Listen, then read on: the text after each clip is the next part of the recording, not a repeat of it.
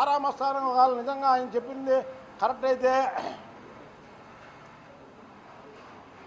నేను నాలుగు కోసుకుంటా, ఆయన ఒకవేళ చెప్పింది ఫేక్ అయితే నాలుగు కోసుకుంటాడా చెప్పమనండి.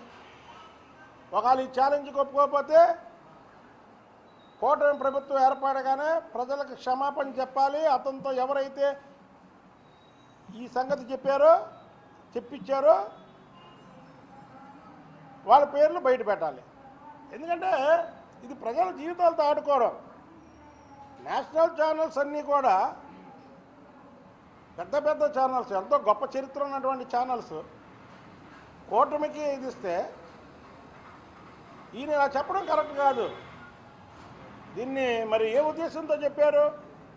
రకరకాల అనుమానాలు వస్తున్నాయి.